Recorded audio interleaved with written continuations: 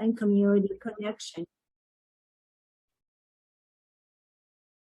Before we get started, please take a moment and check that your microphone is muted and your video is on to show our respect to our guest speaker.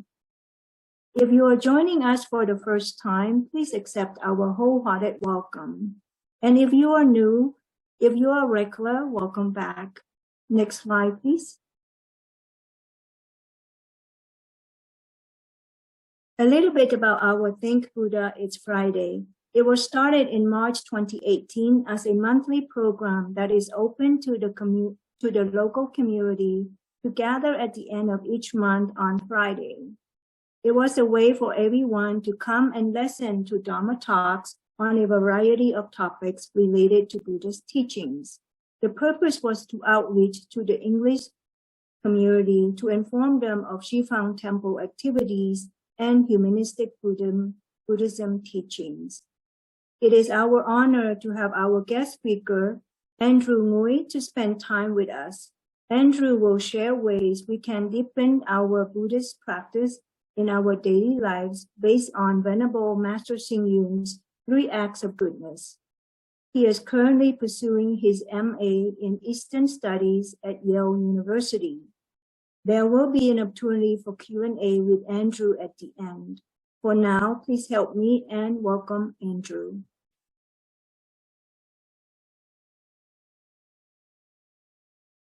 All right, so I was told that we generally start with a short meditation here. And so actually, Venerable Miaozang, would you like to lead since you are here? Andrew, would you put the next slide then, please? Oh, I think this is the next slide. Yes. Okay. So let us all sit up right. If you're sitting on a chair, you can have your both feet flat on the floor. If you have your glasses, you can remove them. Our hands resting on our laps or making meditation gesture. Let us gently close our eyes.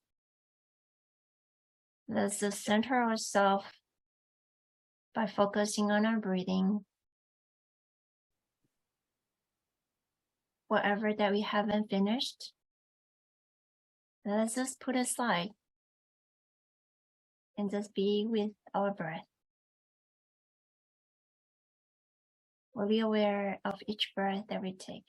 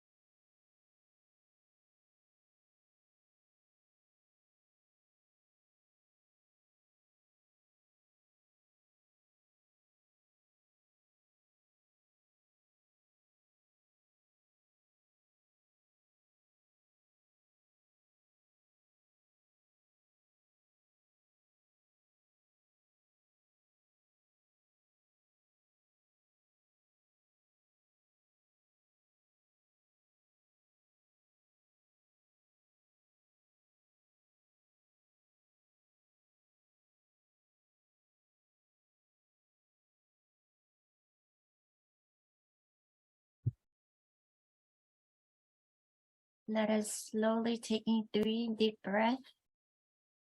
Breathing in, breathing out. Breathing in, breathing out, breathing in again, breathing out. Let us gently wrap our palms together. Cover our palms on our eyes, the top of our head, over our ears, to the back of our neck. You may put back your glasses if you have one. Okay. Now let us all put our hands together and welcome Andrew. Hello, everybody. Thank you. Please put your palms down. Thank you, Cindy, for a very kind introduction, and thank you to Venerable Miaozang for leading us in meditation. I'm going to switch to my actual presentation.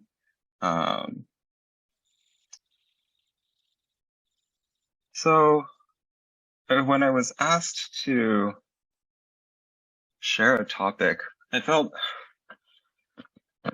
honored. I feel like I am just someone who is learning, just like all of you. But I also felt like it would be a lie to say that I don't have anything to share. I think that after practicing Buddhism and going to the temple for a while, everyone has something that they learn from it and something that they really appreciate from it. And so I wanted to share something that was very dear to me, and that's practicing through attending Dharma services. And so for me, when I was growing up, I didn't know Mandarin, and I didn't know what was going on. And I think for a lot of people who first go to the temple, if you go on a Sunday morning, chances are you're not going to encounter a class. Well, you might. If you go to a very big temple like Shilai Temple, then you might encounter a class the first time you go, and you might encounter meditation. But I think for most branches, if you go on a Sunday morning, the thing that you run into is chanting and then vegetarian lunch. And those were the two things I would go for every Sunday, chanting and then vegetarian lunch. And for a very long time, I think for a number of years, I didn't know why I was chanting. I had the Heart Sutra memorized, and I had no idea what the Heart Sutra was talking about. I knew how to prostrate to the Buddha, and I didn't know why I was doing or who the Buddha was. And I think that this was when I was a lot younger, and I had a lot of questions and no one to ask. And so I feel like there's a lot that's missing when we do things and we don't understand why we're doing them. But at the same time, I think it's part of the learning process too. There's a lot going on in any Dharma service, and there's definitely a lot of teachings within it that I found over the years. And I hope that this presentation is able to give everyone a deeper understanding of how to take what we learn from attending a Dharma service and apply it to the rest of our lives. So we'll start. And the thing I was thinking about, this is something probably everybody has heard of before, right? The 3 acts of goodness. If you've been to a kids class in Buddhism, you've learned the 3 acts of goodness. If you've been to an adult class on Buddhism, you've learned the 3 acts of goodness. If you just show up to a Dharma talk one day, you'll hear these. And I remember first hearing them, and I wondered, it's very general, right? Do good deeds, speak good words, think good thoughts. Everyone can do them. And what does it mean to really do these 3 acts of goodness? Thankfully, our Venerable Master Xing Yun has a very short 4-minute video on this, and he explains what does it mean to be a person who practices the 3 acts of goodness. And so in this video, he talks about how if we uphold the precepts with our body, with our speech and our mind, that means we don't hurt people with our body, we don't hit them, we don't steal from them, and we respect their property and all that. Then we're upholding the acts of goodness. We're speaking kind words to people. We're not hurting people with our words, and that's also practicing the 3 acts of goodness. And of course, if we're thinking good thoughts, if we're not angry at others, if we're not spiteful of others, if we do not give rise to thoughts of greed and desire all the time, then that's also practicing the 3 acts of goodness. But aside from practicing it in daily life, I think it's very difficult actually for a lot of us to practice this in daily life, because we might want to, but at the moment when it happens, when something just makes us angry, we get angry and we don't realize we're angry. And at that point, our practice kind of goes off on the other end, and we don't realize it until it's too late.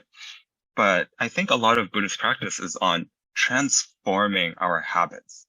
And there's a psychological study on this. There's a psychology study. And before I was an East Asian studies major, I was a psychology major. And so I still like to keep up with all of these research journals. And I thought this one was very interesting. The title seems very intimidating. It's called a meta-analysis of facial feedback literature. The idea of this study is really that there's a theory that says if people smile more, even if they are just, it's a very fake smile. It doesn't have to be a happy smile. If you just smile, you will become more happy. And they wanted to test if this is true. So, very interestingly, this study, the first quote that they say is a quote from a Buddhist monk. And if any of you are familiar with Master Thich Nhat Hanh, he's a Vietnamese Buddhist monk who passed away earlier this year. But he says, sometimes your joy is the source of your smile, but sometimes your smile can be the source of your joy. And this is kind of the theory that these researchers are testing, right? Sometimes you're happy, so you smile, but sometimes you smile and that smile causes you to be happy. And of course, the technical term for it is facial feedback hypothesis. That's the theory that they're testing. This is from 2019, by the way, so it's not that long ago. So in 2019, they looked at 138 experiments that researchers had done over the past 50 years. And this includes over 11,000 participants. So it's a lot of people being studied. They're taking the data and they're trying to calculate, does this actually work? Their findings were that, yes, it does work, but the effect is small. It's not actually like if you're very upset at something, just smiling alone is not going to make that big of a difference, but it does make a difference. And it doesn't affect all emotions, but you can read the actual study if you want to see all those details. What I wanted to get out of this study and what I wanted to share with you, the main point it had for me was that we get accustomed to certain behaviors over time. If we are always frowning, if we always have an upset face, then by this theory that they found some evidence for, we will have the tendency to be more upset. If we are always smiling, and even if we don't mean to smile at first, even just trying to smile tends to make us a little bit happier over time. So if we extrapolate that a bit more, and if we say practicing a certain action can help us develop a certain quality or a certain quality associated with that action, then I think we have a lot to work on with Buddhist practice, and there's a lot of things we can take inspiration from. So for daily practice, no one needs to answer this question, but I'm going to ask it. If any of you have a shrine, that means you have a very good place for personal practice. It doesn't have to be a fancy shrine. I think a lot of times when we go to the temple, it's a bit overwhelming. We might think, oh, I don't have 3 Buddha statues, 2 vases, 2 candle holders, and all these things. I can't have a shrine at home. But I think for most people, if you have enough space for a private little shelf or something, I've turned bookshelves into shrines. I live in a dorm room, so there's really not that much room anywhere. But having a little space to practice is very good because it gives a space, a physical space for Buddhist practice, but it also comes with quite a few responsibilities.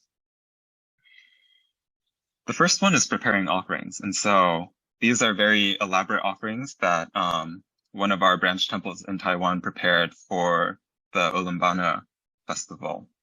So of course, when we're doing this, we don't necessarily, at home, we wouldn't make it quite as fancy. We don't have as many resources, but the idea should be the same.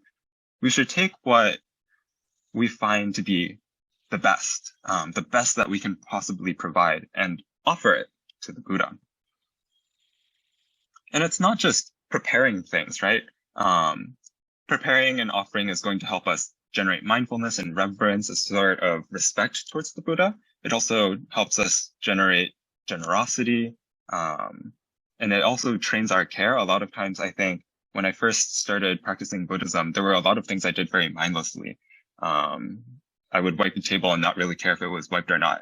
Someone told me to wipe a table, so I would just wipe it down, and there's a whole mess still on the table. But when you when you practice from a place of respect and care, then you have to care about it. It's not something that you can be very easygoing about. You have to keep yourself to a certain standard, right? And even if no one else is watching, even if no one is there, you think, I really appreciate the Buddha for his teachings. And even though he is not physically living in this world right now, the next closest thing we have is an image, a statue, or a photo or a painting of the Buddha. And so I want to express my gratitude for the Dharma that he has taught us. And so we can prepare offerings and keep the space clean for him. The other thing that it does is that it helps us prepare for the main practice. And so even, I think for a lot of us, if you don't volunteer at a temple, you don't know how much goes into the behind the scenes of a Dharma service. If you come 10 minutes before service, you might see some people walking around, lighting incense. But if you were to come an hour or 2 hours earlier, people are wiping it down, sweeping the floors, cleaning, doing a lot of things before the actual Dharma service happens. And I think it's important to incorporate that into our daily lives as well. And of course, preparing offerings and preparing the shrine, these things have very practical, real world comparisons or what's the word I'm looking for? Equivalence. So, for example, our volunteers are people who clean the shrines, who prepare offerings, but it's not just limited to the temple, right? It's also done in the streets. People clean the streets. I know Shilai Temple cleans the streets.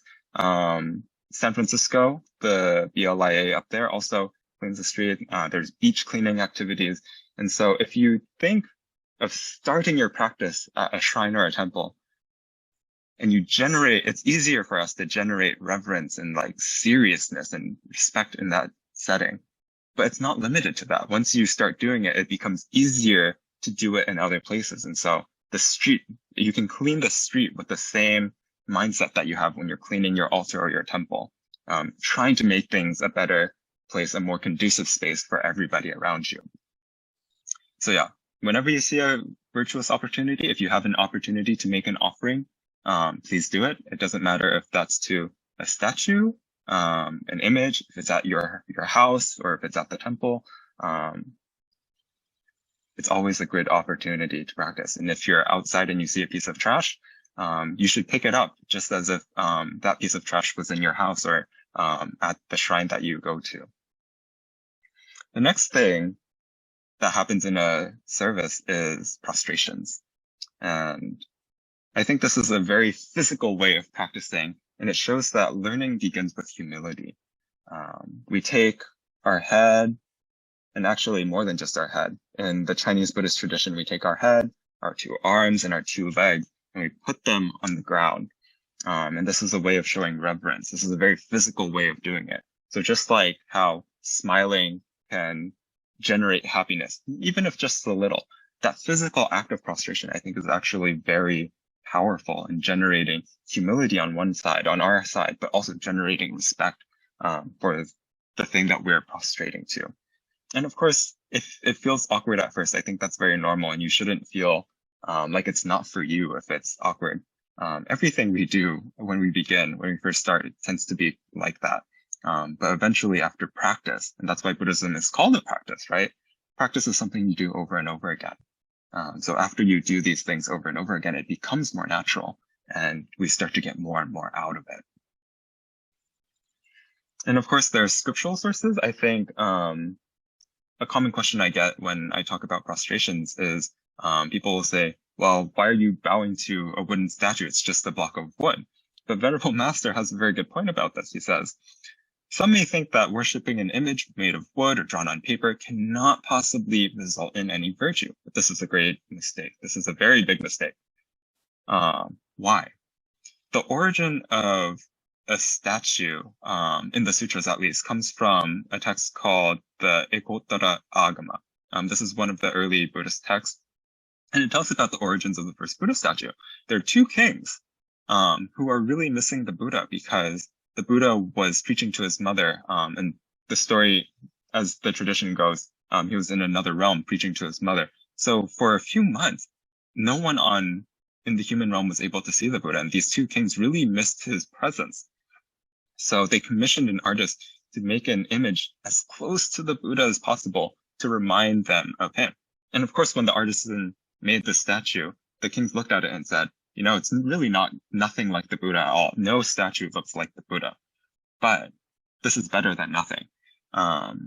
For example, I think, of course, nowadays, we can be in contact with people very easily. But if you think about how back in the day, trying to get in touch with someone was not easy at all. And sometimes all you had was just a very small black and white photo of them.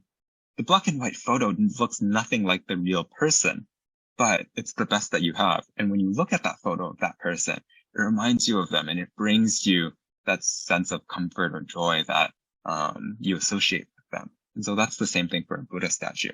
If we treat it as a block of wood, then it is a block of wood. But if we look at the Buddha statue and we see it and we treat it as if it were the Buddha actually there with us, then we will reap the benefits of prostrating to him as if the Buddha was there with us. So this is also partly our predicament. This is a picture of the relic room in the Buddha Museum in Taiwan. So in Fogongshan in Taiwan, there's one of the Buddha's tooth relics. And on both sides, there's a couplet, two sets of verses that say this. I've translated it very quickly into English. When the Buddha was in the world, I was sinking in samsara. When after the Buddha passed into nirvana, I was born. I repent and reform for this body's many karmic obstacles, which prevent me from seeing the Tathagata's golden body. And so the idea of this verse is that on one hand, we're very unfortunate because we weren't able to be there when the Buddha was in the world and we weren't able to learn directly from him. But at the same time, I think having these two verses in the room where the Buddha's tooth relic is also reminds us of how fortunate we are. We're born in a time where the Buddha's teachings are still alive with us. We're born and we've met so many great teachers, monks and nuns, who are still teaching us and they're still committed. They're committing their lives to spreading the Buddha's teachings. And so we are very fortunate. But of course, nothing is quite like the Buddha, but we can use the next best thing and prostrate to his relics, his teachings, and his image. So that's our solution, right? And again, if you've not seen this place before, it is Fogongshan Monastery in Taiwan. And so practice is sort of like planting a tree. Everything begins very, like I said, very awkwardly. But as time passes, a tree's roots will grow deeper, our practice will deepen. If you feel like it's very odd at first, I think that's okay. I think that's very normal, but don't give up. This particular text says, are we to give up a seedling because its roots are shallow? Are we to throw away the knife just because the blade is dull? No. If it's dull, you have to refine it even more. You have to hone it. You have to sharpen it. And once you sharpen it, it will be useful. But if you throw away the knife, then you won't have anything to cut with, right? And so it's not, if you encounter difficulty, it's not that you should give up. It's that you should continue practicing and refining it so that it can be more useful later on. Another story that I really like with prostrations, because I know prostrations can be awkward, especially if you're very tall or very wide. It's kind of difficult to get up and down. But aside from that, there's a very interesting story. This is from the Lotus Sutra about the Buddha in his past life when his main practice was just venerating and by paying homage, actually prostrating to his fellow practitioners. And so every time he did that, he would say, I deeply respect you and I dare not belittle you. And so he's called, his name Sadapariputa is never disparaging or never belittling. He would never belittle anybody and the reason for this is because he sees that all of them will become Buddhas. And so when we're prostrating to the Buddha, that's one thing. But can we take that mind of respect and reverence for the Buddha and expand it to everyone that we practice with? So when you see a venerable, do you see them with that kind of mind? Oh, this venerable will become a Buddha. Or you see the person next to you and you say, this person will become a Buddha in the future. And so I won't disparage them. I won't belittle them. I will pay homage to them. I will respect them in the same way that you would respect the Buddha. And can you even go even bigger, right? To those, especially in Chinese Mahayana Buddhism, we often say that all sentient beings have the potential to become a Buddha. All sentient beings have Buddha nature. Can we see that in everybody? Can we actually look at someone who is very different from us or we disagree with a lot and still have this idea in the back of our heads that they will become a Buddha and we should respect them because they are on this path and they will become a Buddha? I think it's a very profound practice. And of course, after prostrations, you get into chanting, right? And chanting is one of the oldest Buddhist practices shared by all schools of Buddhism, and recitation of the Buddha's teachings was something that they did even during the Buddha's lifetime, 2,600 years ago. And if you think of prostrations and all that physical work of preparing offerings as physical, then chanting is a way that we can transform our verbal conduct, the karma of our speech, into Dharma. And so a lot of times in our lives, we like to say nasty things about people. But when we're chanting, that doesn't happen. We're saying the words of truth, the words that are in accordance with reality, the words that the Buddha spoke. And so it's very wholesome, virtuous words. And so I don't want to get too into the nitty gritty, but essentially the next part of the talk is going to follow what generally happens in a Chinese Buddhist service. This is meant to be very general just because I don't know what your own personal practice is. And if you go to a temple, sometimes they switch up the chanting each time, but it follows this kind of pattern. The first thing that always happens is an invocation. And so usually, for a lot of cases, it's to our teacher, Shakyamuni Buddha. And so we recite his name 3 times. And here you have to notice that it talks about him as being our teacher. And so just a very good reminder that in Buddhism, the Buddha is not a God who created everything, and we're not necessarily like his servants or anything, but he taught us the Dharma. He showed us the way to attain liberation. And so that's why we respect him, and that's why we're learning from him. And then the next part is the sutra. A lot of times you'll also see a verse at the beginning of a sutra, and that is called the verse for opening a sutra. So it says, "The unsurpassed, profound, and subtly wondrous Dharma is difficult to encounter in hundreds of thousands of myriads of kalpas. Today we see, hear, receive, and uphold it, vowing to understand the Tathagata's true meaning." When you think of the sutras that we have today, if you've been to a temple, you've seen the libraries, right? Or you've seen the books on the shelf, or you've held a physical sutra in your hand. And I think it's very hard for us in the modern age to appreciate just how rare the Dharma is. In the picture to the right, this is a depiction of Xuanzang, one of the famous Chinese Buddhist pilgrims he walked across a desert to get to India because he wanted to retrieve some sutras and bring it back and share it with people who were living in China and didn't have access to these teachings. And so throughout history, there's so many people who gave their lives in order to receive these texts. And I think we're kind of spoiled in a sense in that we can just go to a temple or we can go online and there are sutras everywhere. And I was told one day that, it doesn't matter how many sutras you have access to. If you never open the book, if you never study it, if you never take time to understand it, it's as if you've never received it at all. And I think this is very important.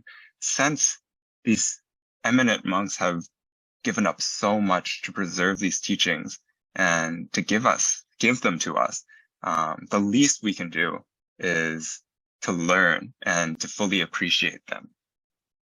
And so there's another very important story about respecting the Dharma and really being grateful for having it. And this story comes from the Nirvana Sutra.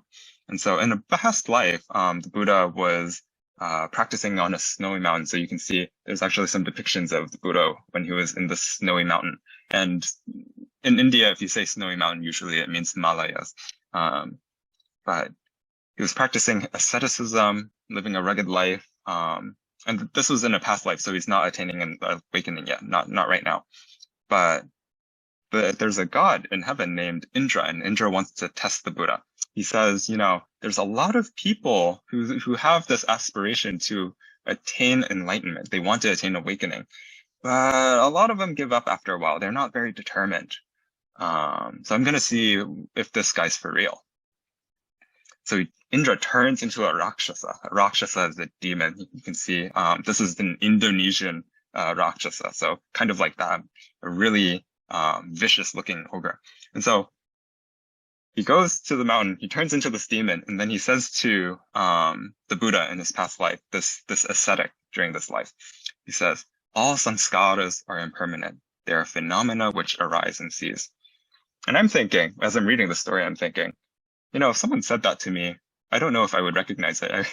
I feel like, okay, why is the demon talking to me? But no, the Buddha does not run away. He's not afraid of the demon. He says, I want to hear the second half. And Indra, as this demon, says, well, I can tell you, but you'll have to die. Then I'd have to kill you. And when I read the story for the first time, I thought, you heard half? I didn't understand. Think about this.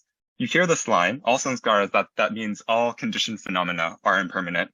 They're phenomena which arise and cease. Great. How much did you get out of that? I'm not getting very much out of it. I think most people reading this feel like I don't quite understand, but the Buddha is special, right?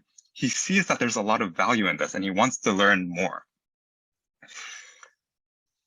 And so he says, okay, I will give my life up for this half a line of teachings. And so he says yes. And then Indra tells him the next line, and then he has to give up his life now. And I'll tell you what the next half of the line is. But before we get there, the way that he dies is that he climbs up a tree and he's going to jump off a tree to give his life up. And there's a tree spirit who says, why are you climbing up my tree? And the Buddha says back to this tree spirit, well, this demon told me half a line of Dharma, and I wanted to hear the other line. So I asked for it. And he said that if I wanted it, I would have to die. So now I'm paying my debt. I have to die for this Dharma. So he runs up to the top and jumps down. The half of the line was, after arising and ceasing have both been extinguished, tranquil cessation is bliss. This is what the Buddha gave his entire life for in the story. And I thought to myself, wow.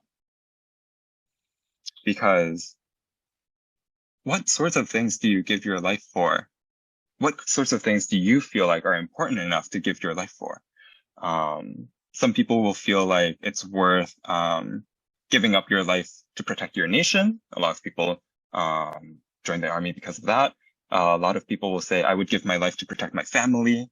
But a lot of these have to do with exchanging one person's life for another person's life, right?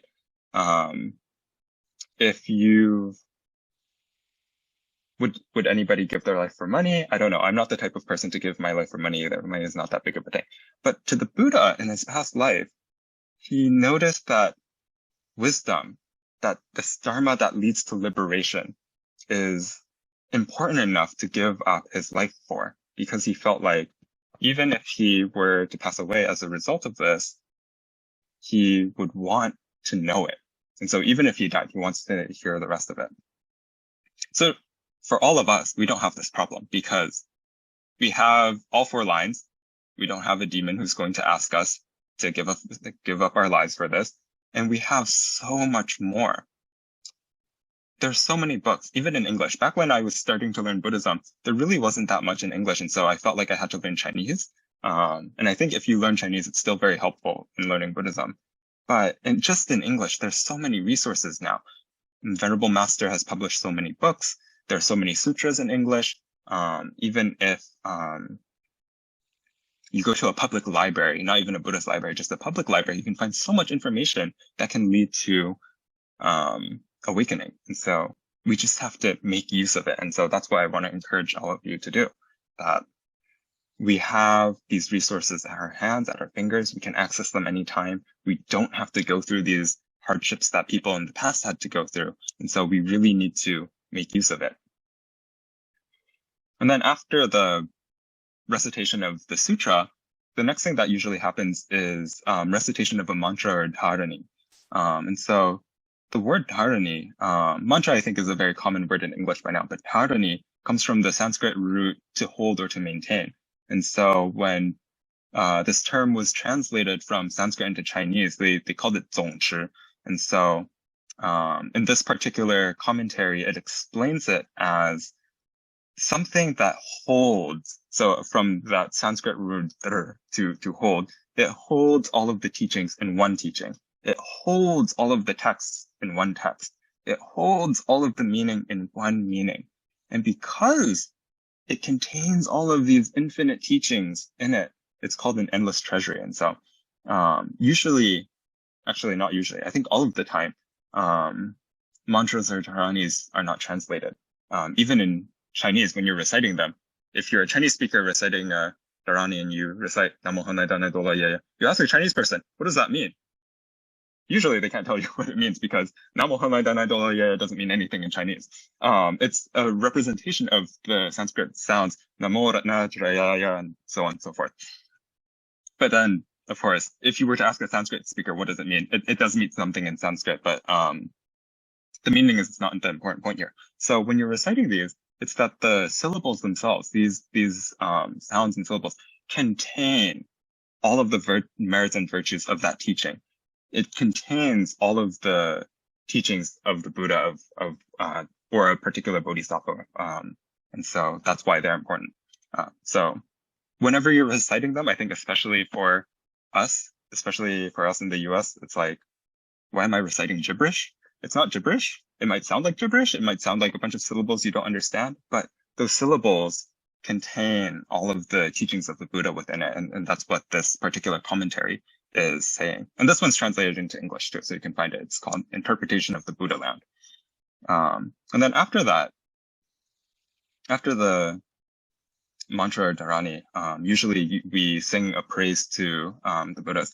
And so it's usually a 7-character per line kind of praise, and it describes that particular Buddha or Bodhisattva. And there's a description of praises, which I think is very melodic in itself.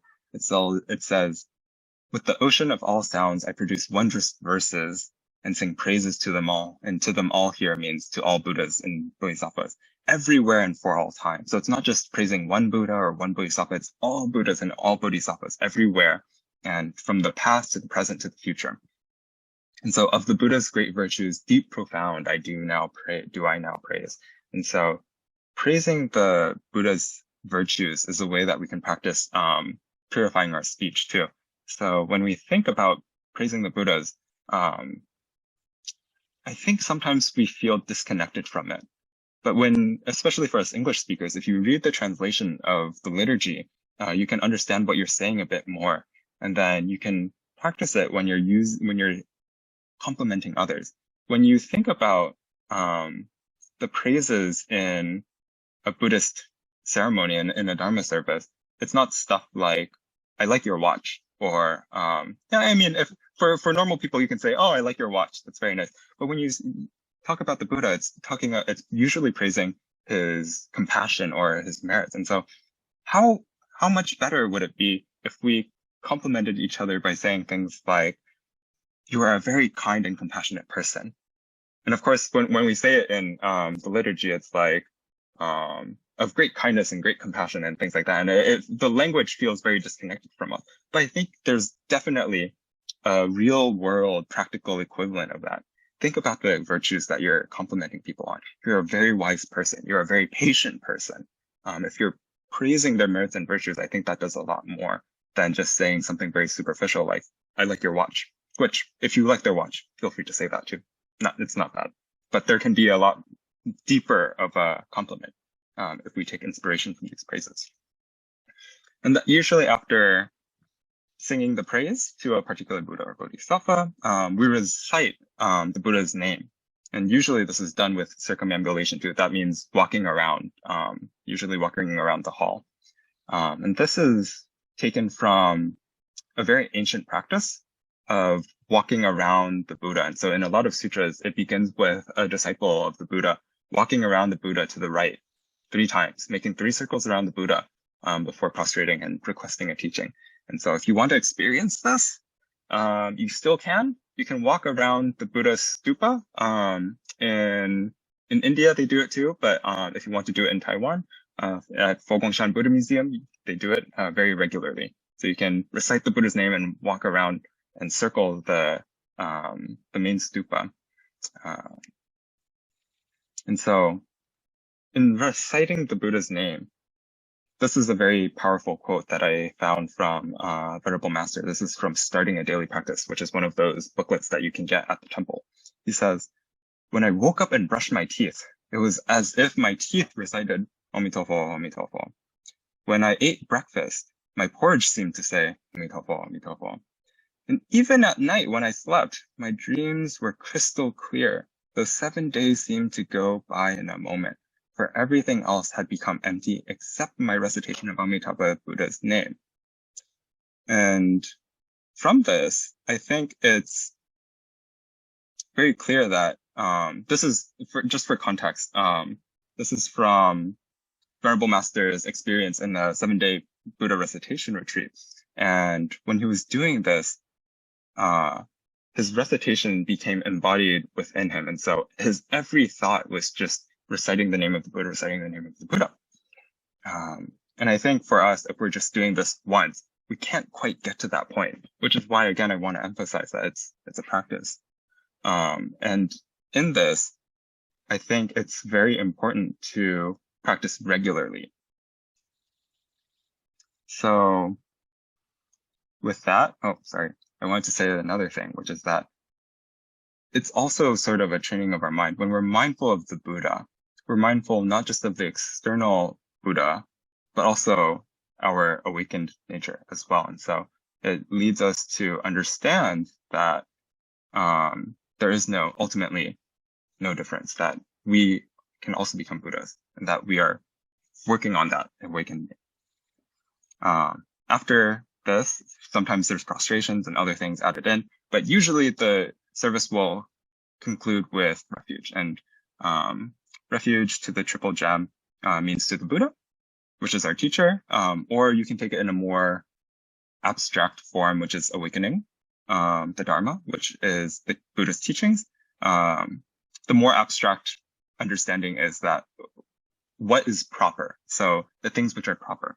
And then the third thing that we seek refuge in is the Sangha, which is the community or what is pure, purity, as sort of a more abstract understanding.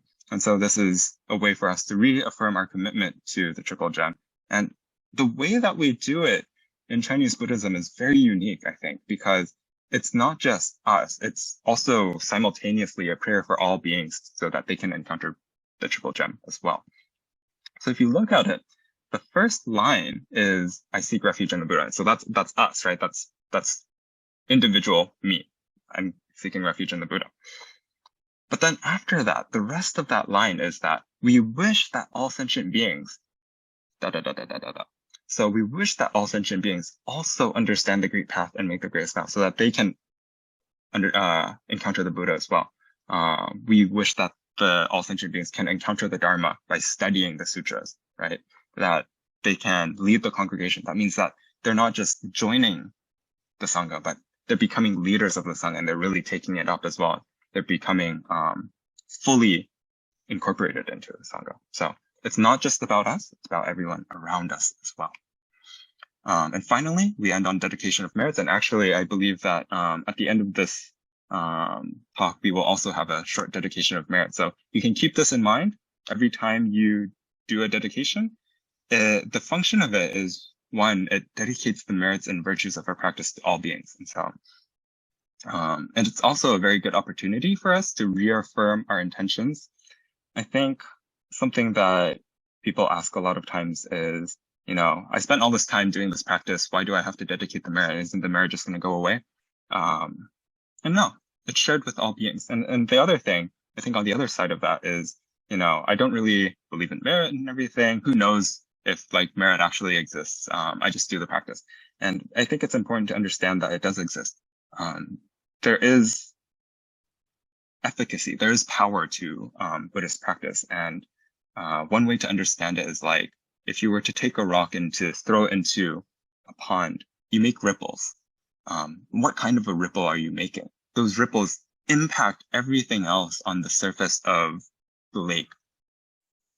And so even if we're just in our room, or if we're in a temple and we're doing this practice, making prostrations, chanting, thinking of the Buddha, recalling the Buddha in our mind, those things are all very positive and very full of merits and virtue. And so that gets shared instantly with all beings.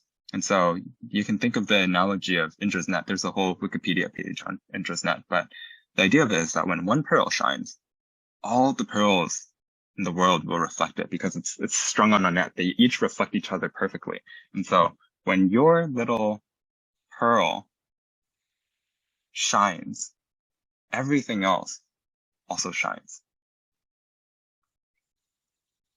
So when you do your little bit of merit, everybody else reflects that little bit of merit. When you do a little bit bigger of merit, when you do like more focused practice, more sincere practice, then it makes a bigger impact on everybody.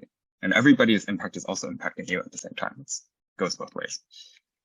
And I have a few minutes left, so I'm going to wrap up. I want to emphasize that formal Buddhist practice is equal to real world Buddhist practice. And so when you go to a Dharma service, it's not disconnected from what you do in your daily life. And it's not disconnected from the 3 acts of goodness. It is the 3 acts of goodness. It gives you the perfect space and opportunity to do that practice.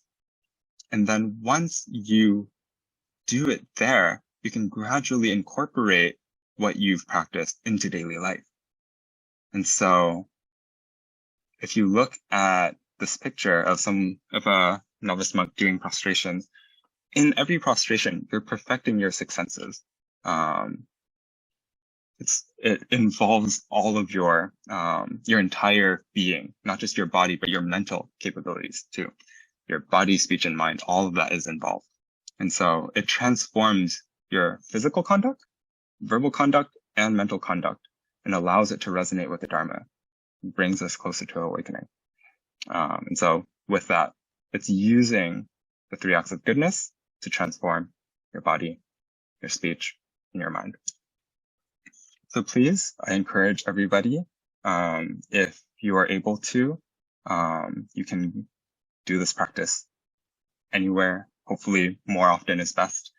Traditionally, in Chinese Buddhism, monastics would do morning and evening services, but I think for a lot of us, we're kind of busy. So nobody needs to feel obligated, but of course more is better. I won't do a dedication, but since we're doing it later, but I wanted to say thank you to everybody. And if you want a in-person sort of holistic Buddhist experience, I just heard that there's a retreat at Shilai Temple in Los Angeles, in Hacienda Heights, happening next month. And so if you're interested, please jot down the information and join in. I'm sure they would be happy to have you, and it'll be fun. I hope it is a very cherished experience for all of you. So thank you so much for your time today, and I'm happy to answer any questions.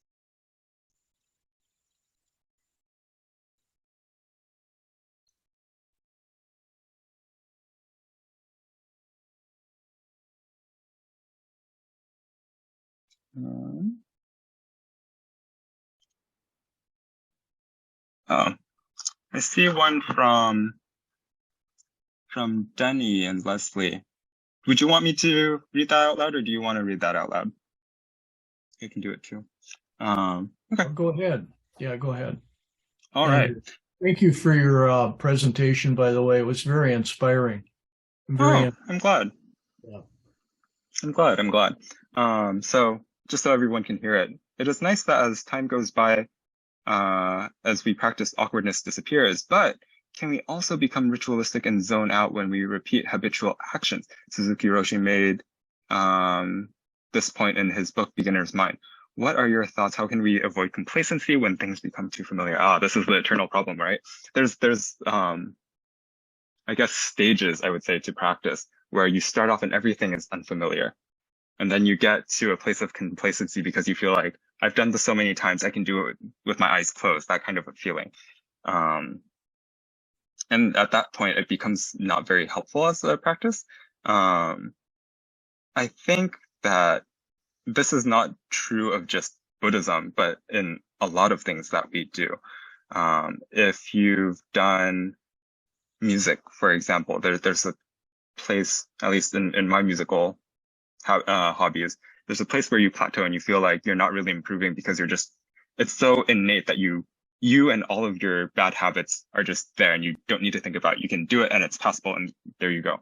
I think the importance of practicing in a community is that there's always feedback and you're never fully comfortable, if that makes sense.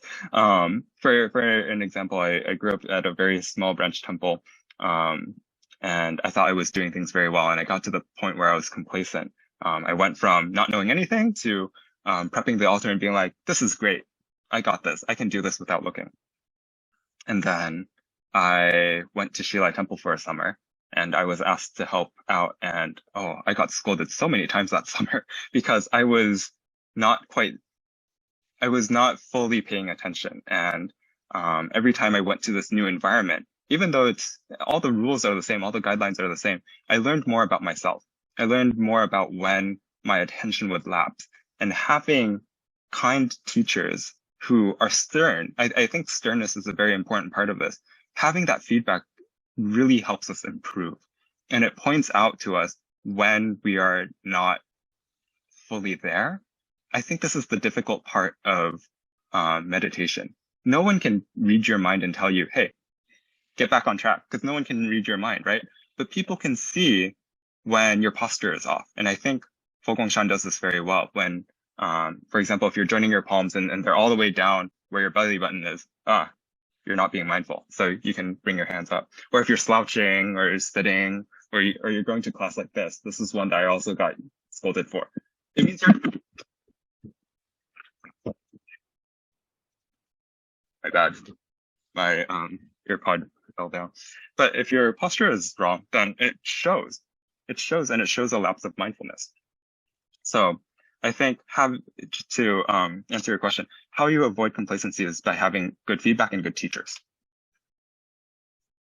And also if you need to sort of get out of your comfort zone a bit, I think inviting teachings, asking people for feedback if you're not getting that as well is also very helpful. Lee Rathbrownie has another question. A solid reminder about, not a question, more of a comment. If anyone else has any questions, feel free to ask. You can unmute yourself or just type in the chat and I'll read it out loud for everybody.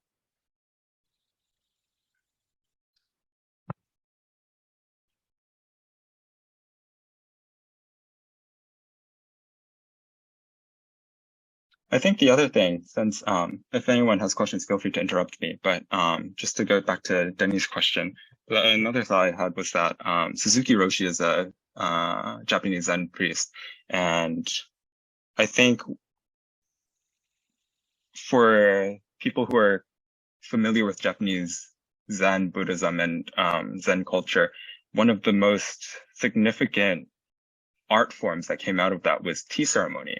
And in tea ceremony, there's a poem that says, making tea is very easy. It's just tea and hot water. But we all know that it's more than that. It's very complicated. And then there's another poem that says, tea ceremony goes from 1 to 10 and back to 1. So when you go from knowing nothing to thinking you know everything, that's 10. When you go from nothing at 1 to everything, which is 10, and you feel complacent, you go back to 1. And you revisit all of the things that you think you know. and you review it by yourself. If no one else is there to teach you, you can review those things on your own, and you ask for feedback, or you could look back and you think, am I really putting all of my attention there? I think for me, I've been in and out of temples for well over a decade now, and I think there's always more to learn. And I'm sure for like the Venerables 20, 30 years later, there's still things that they're refining. And it's always very inspiring for me to see practitioners of all ages, people who have been with Buddhism for a very short amount of time to a very long amount of time. It really is a lifelong journey in that there's always more to learn if you're willing to learn it. And I think that's the biggest point. If you're willing to have the mind of a beginner and you approach it with that mindset, the practice gives you a lot to work with.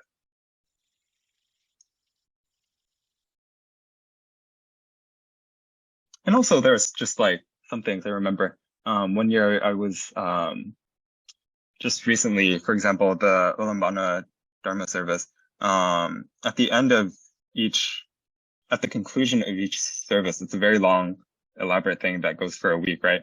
And at the end of it, there's a really big offering ceremony, and you have tables and tables of food that have to be placed very, very neatly and very creatively. Each year, the pattern for it is not the same. And that was another place where I found very, very helpful for my practice, because it keeps things new. You always have to come up with new things and work around new problems that come up. And so it keeps it fresh.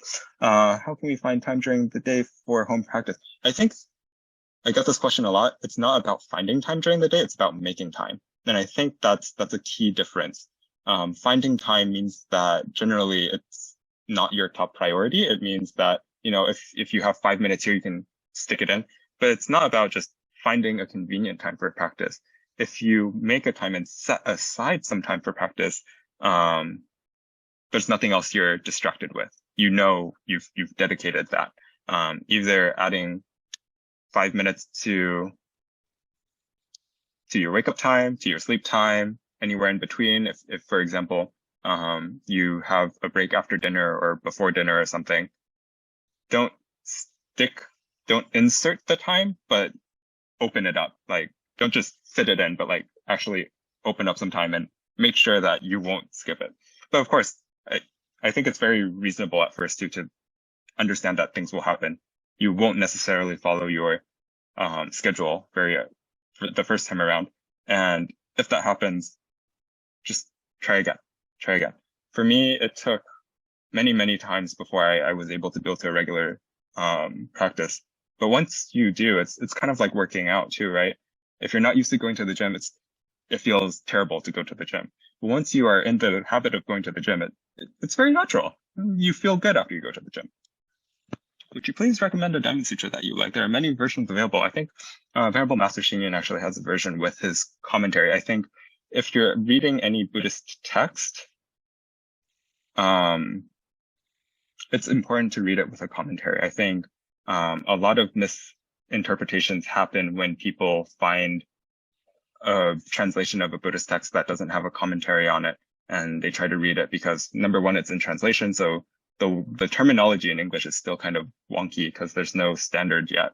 And then number two, if there's no commentary, your interpretation might be completely not very helpful.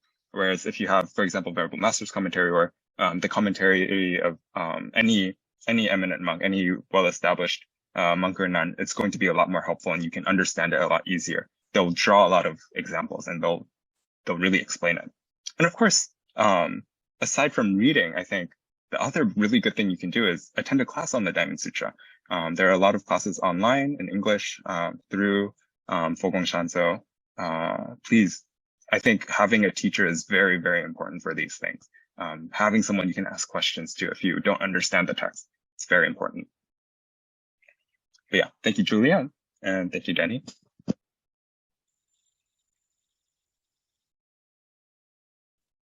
Oh, thank you. Thank you for your praise. Thank And again, you, Andrew. Yes. That was Thank you, Cindy. such a very profound and insightful sharing. Thank you so much. And thank you everyone for all your questions and comments. I would like now to invite Venerable Miao Chang to do closing comments and to lead us to dedication of merits. Okay, I And will put Andrew, the dedication if of you merits could- screen back up. Yes, thank you. Yeah, so again, we'd like to thank Andrew for putting together such a wonderful and insightful talk about how we apply the 3 acts of goodness in our everyday life, especially incorporating Buddhist chanting as one of the main practices. Well, personally, after listening to what Andrew has shared, it reminds me of like from not only Verbal Master that talks about the 3 acts of goodness, like the past 7 Buddhas, including Shakyamuni Buddha, that we can still remember. This past 7 Buddhas has a verse that keeps on reminding us to keep away from all evil, cultivate good, and purify one's mind. This is the advice from all the Buddhas, the past 7 Buddhas, keep on reminding us. So Verbal Master kind of like tried to simplify into something that we can always remember, do good deeds, speak good words, think good thoughts, so that every day, even though we might kick in the habitual tendencies to do certain things, but if the verse of the 3 acts of goodness can keep on reminding us again and again and again, when we want to say some words to others, you might say, make sure that we are speaking truthfully, honestly, full of goodness and wholesomeness. Of course, like when we see trash, or if you see anyone who needs a lending hand, needs any help, we'll remind ourselves to do good deeds, even though we might be in a hurry to do something. At least we can have some time for others. It's just like making time to practice instead of like giving ourselves excuses to say no time to practice. Okay, so I would like to thank again Andrew for this talk.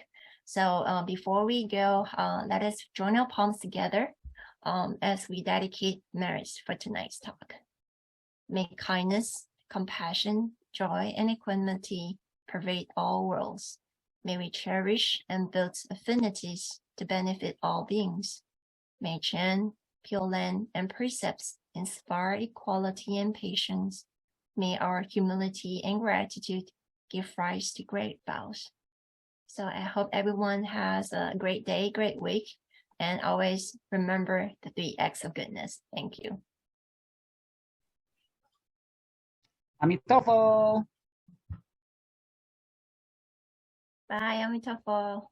Thank you, Andrew. Yes, Andrew, would you kindly move to the next slide for me, please? Cindy has announcements. Yes. Do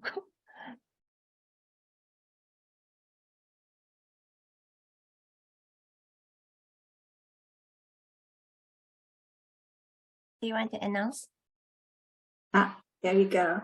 Okay. Thank you everyone for joining us for TBIF today. And thank you, Andrew, again for sharing such an insightful sharing tonight was very profound. Thank you. Our next TBIF will be on October 28th. It will be on Encountering Dandara, a Millennium Promise with Buddha by Venerable Ru Xing and Venerable Yo Zhong. Same time, Friday on October 28th.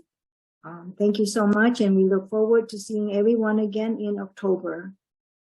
Good night. Thank you. Thank you. Thank you. Bye-bye. Andrew, you can stop the recording. Got to get closer.